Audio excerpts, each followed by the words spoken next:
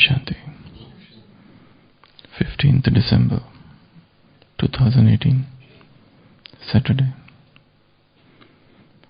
Today's blessing is, may you be an intense effort maker who uses the powers of the mind and speech accurately and powerfully. Intense effort makers, that is, the children who are going to go into the first division, use the power of thought and the power of speech accurately and powerfully. They are not loose in this. They always remember the slogan, speak less, speak gently, speak sweetly. Their every word is Yog-yukt and Yukti-yukt. They only speak words which are necessary and do not waste their energy in speaking wasteful words or words of expansion.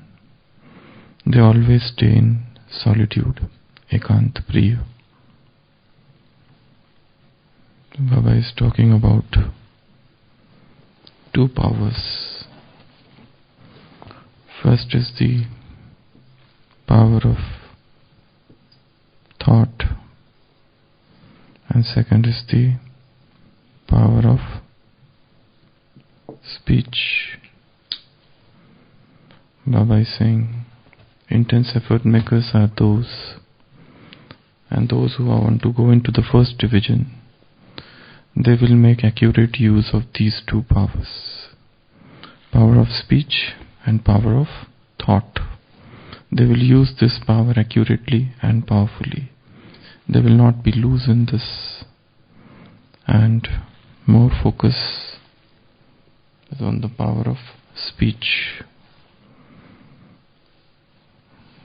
Baba is saying this is an old slogan, but you need to remember it again and again. What is that? Speak less, speak gently, and speak sweetly. Their every word is Yog-yukt and Yukti-yukt. They only speak words which are necessary, and they don't waste their energy in speaking unnecessary, wasteful words or words of expansion, and they always stay in solitude.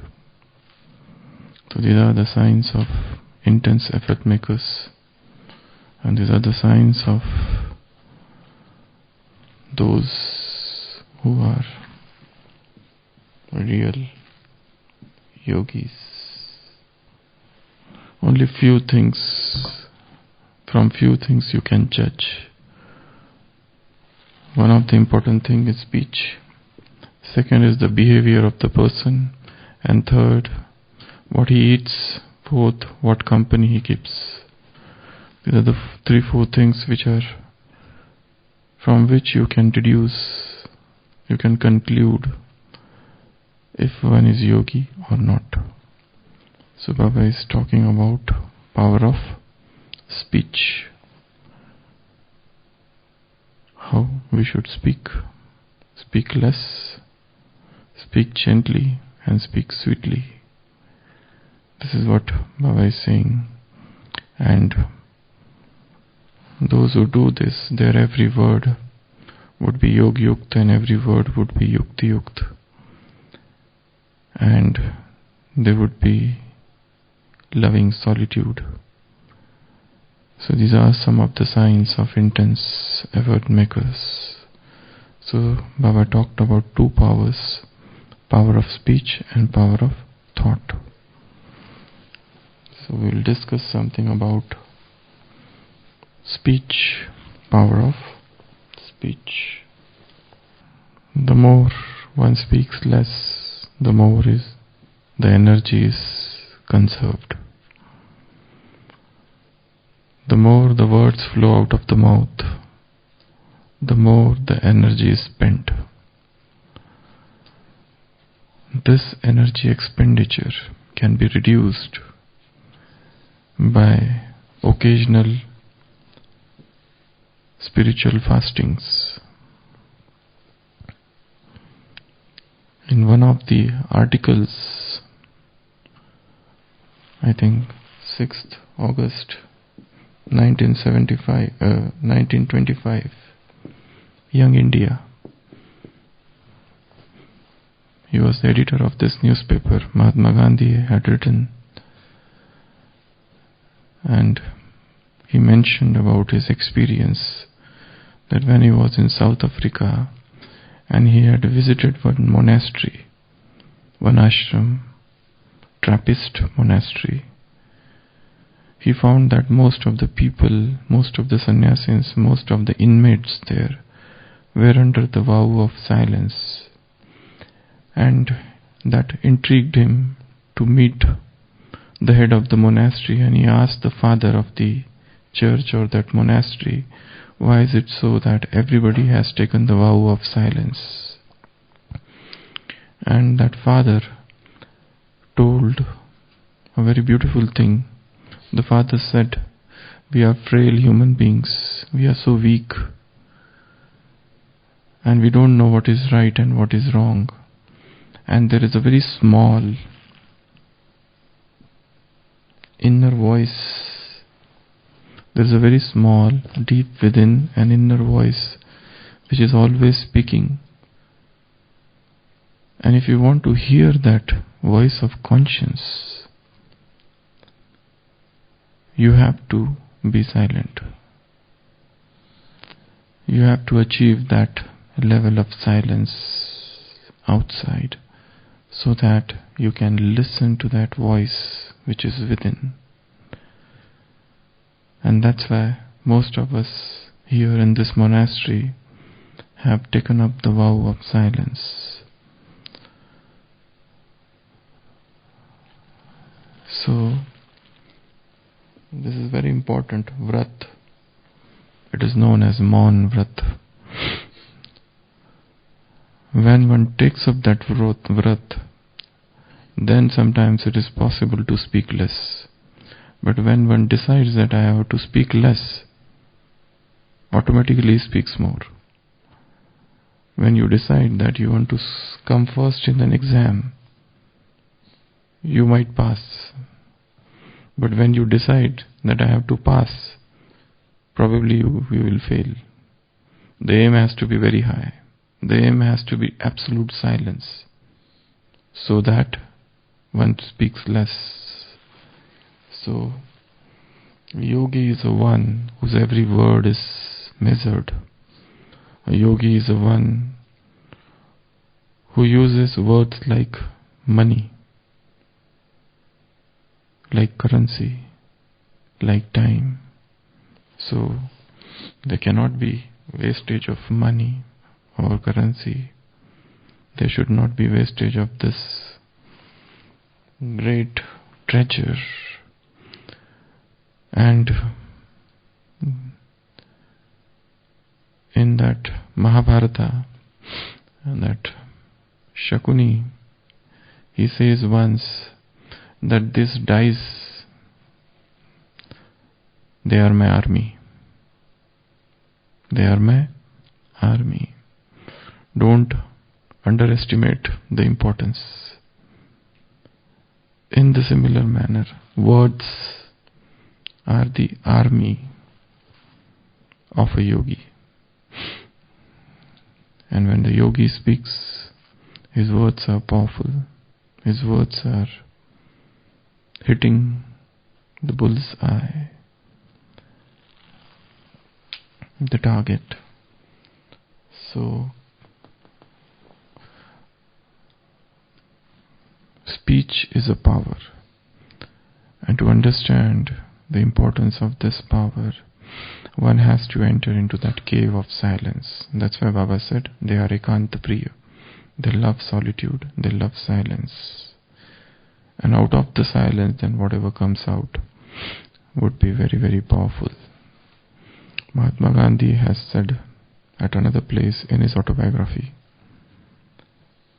when he was in London, during the initial days of his struggle, he said that he did not know English, and many times they would make him speak English.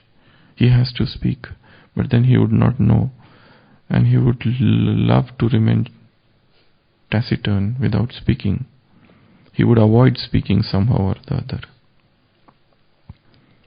There is one beautiful statement in his autobiography. And he says, silence is necessary for the votary of truth. The one who follows truth, for him silence is necessary. Proneness to exaggerate. We have the tendency to exaggerate. Proneness to modify. And proneness to suppress the truth. This is the natural propensity of mankind. What we do, we tamper with truth. We exaggerate the truth, we modify the truth, or we suppress the truth. This is the natural tendency, natural propensity of mankind, and that's why silence is necessary to surmount it. If you want to overcome this natural inclination or penchant for tampering with truth, the only answer is silence. Silence is a great treasure. And there are many murlis where Baba has spoken about the importance of silence. So our words should not be let loose. A mind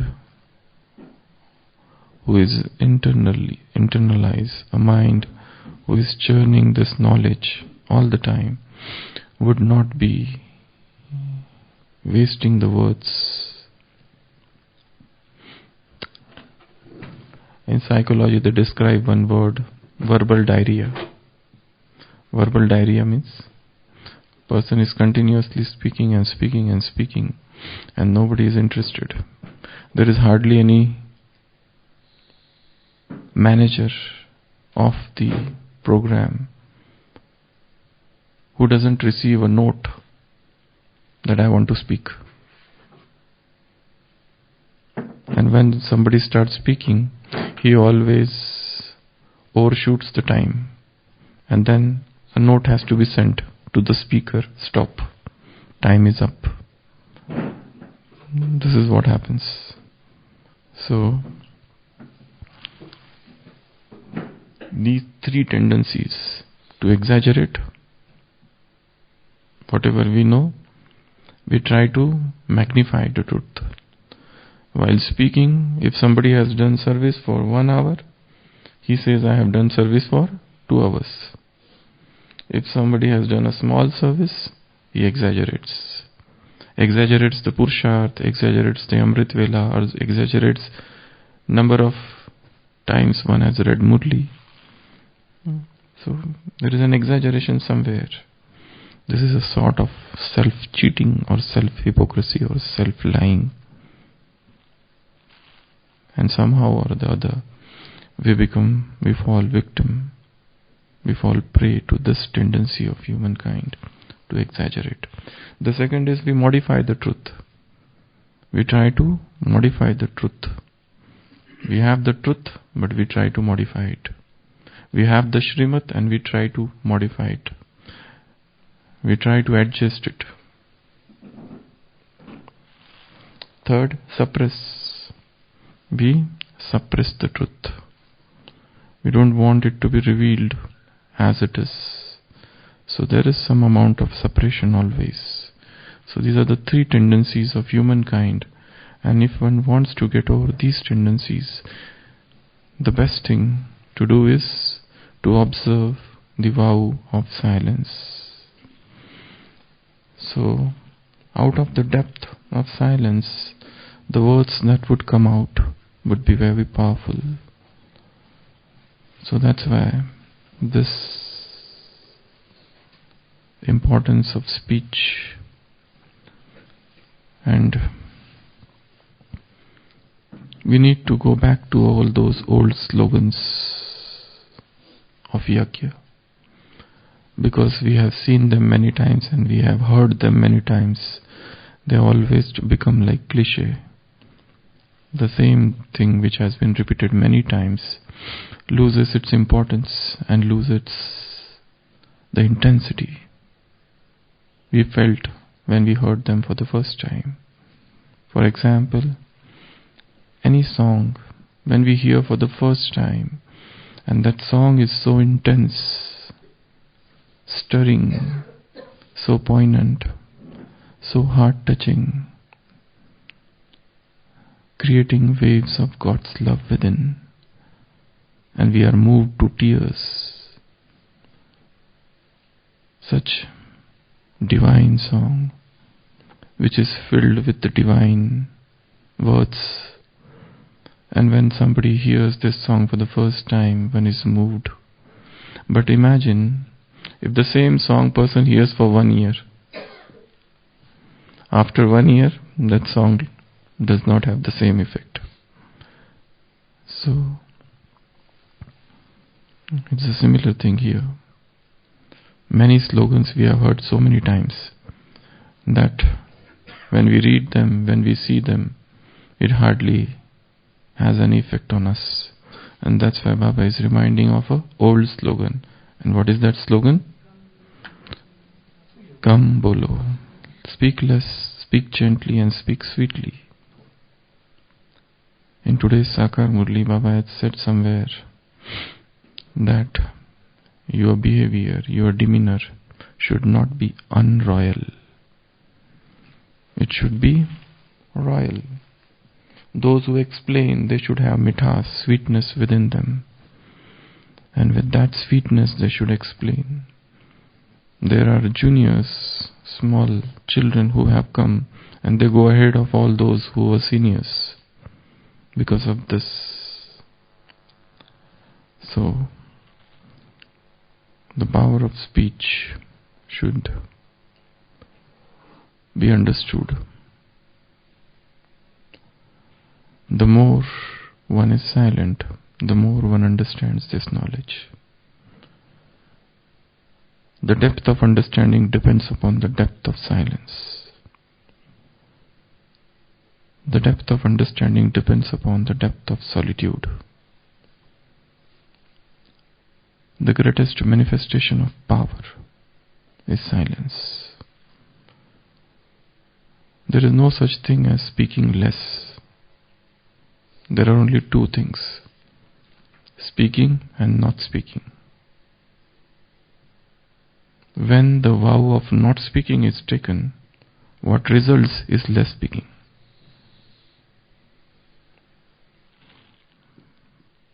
And when one takes the vow of speaking less, one ends up becoming talkative. That's a subtle psychology. The target, the aim has to be very high. So, these are the two powers: power of thought and power of speech. If one wants to do an experiment, one can try remaining silent for 1 day, 1 full day. Again, the third example, 2 I already said. The third example from the life of Mahatma Gandhi. He observed silence on every Monday, whole day. And if he had some important things to speak, he would write down on the paper. And on that day, he would not even go for a walk. That's what is written. He would spend all the time in self-contemplation, self-analysis, self-checking, self-accounting, churning, planning, and doing all the pending works. So silence has that power. Silence has that authority. When one enters into the stage of silence, then only we realize that many secrets of knowledge come unto us. Till that time, we are just listening to knowledge, but without experience. And I don't think there is a single Brahmin soul who doesn't know this knowledge. Many aspects of the knowledge are known to many. And many are very good speakers and they explain this knowledge to others.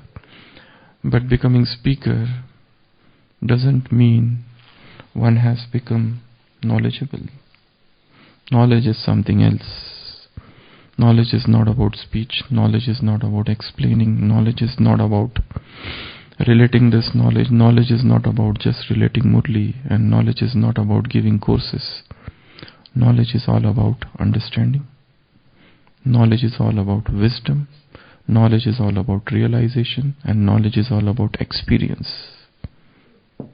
Unless and until one has received first-hand experience of this knowledge, one cannot be called knowledgeful. In today's Sakar, Murli Baba said, I love Jnani souls. They are very dear to me. What about yogis? Jnani are very dear to me. What about yogis?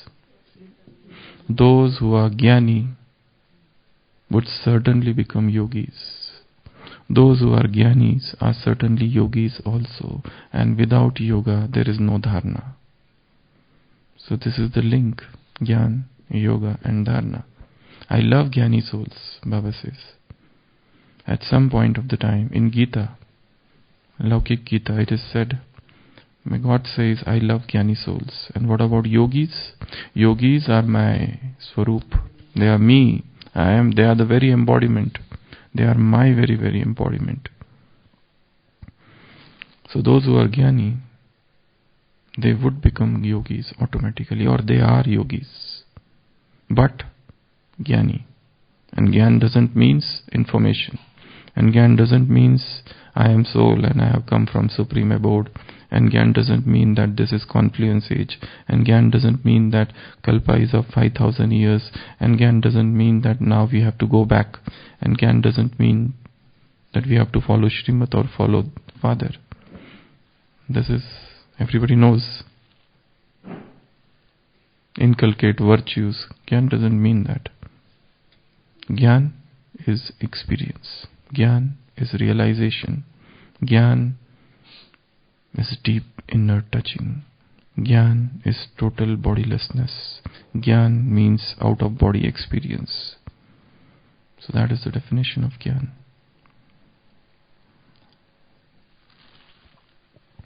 Jnana is understanding. In today's Sakar, Murli Baba said, you are the only one who have understood in the whole world. You are the only one who has got samajh. You are the only one who are bhagyashali or saubhagyashali. Most fortunate. There is not a single person in the world who is as fortunate as you, Brahmin clan. You are the only one. So, know the power of speech. Use words like currency. Do not waste them. Stop the verbal diarrhea. And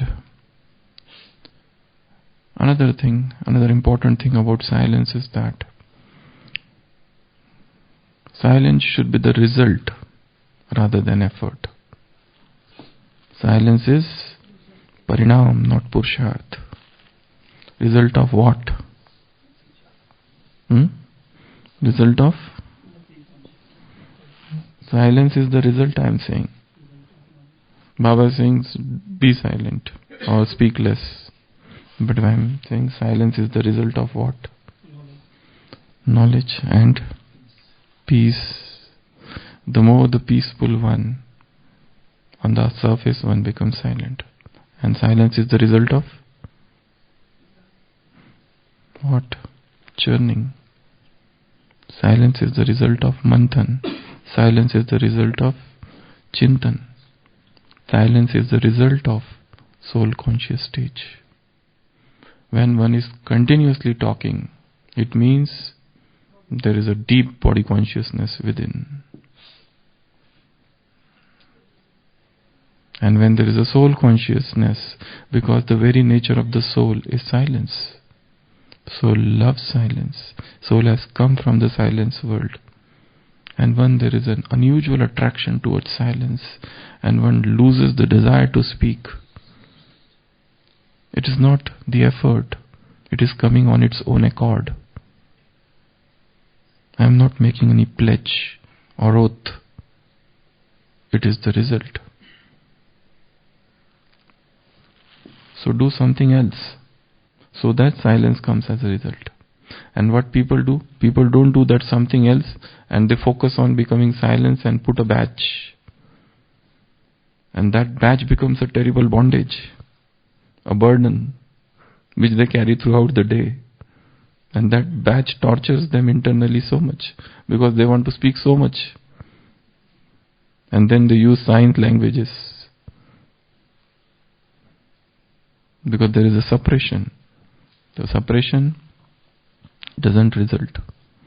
So, just 3 words again: proneness to exaggerate, proneness to modify, and proneness to suppress the truth. These are the 3 natural inclinations of men, humankind. And if you want to surmount, if you want to overcome this weakness, try to understand the importance of silence. And one more thing, understanding the importance of silence makes one silent. Thinking of silence makes one silent. Reading about silence makes one silent. Being with oneself, spending time alone, in solitude, results in silence. There is a ocean of words in the world. The world is overflowing with words. But there is a world which is beyond words. There is a world which is wordless, which is speechless, voiceless. And that world of silence is the world known only to those who enter into that depth of silence.